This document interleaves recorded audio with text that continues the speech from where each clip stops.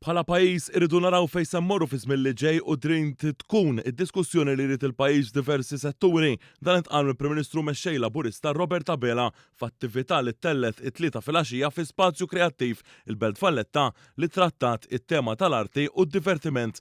Dr. Abela qal kif il-Gvern immexxi minnu investa f'ċentri ġodda kulturali fosthom il-Muża u l-Majkas li se jkun qed jinfetaħ dalwaqt u sostna kif l-isfidi li hemm jorbtu mal-investimentu mid-diskussjoni issa l-Gvern irid jgħaddi għal fatti.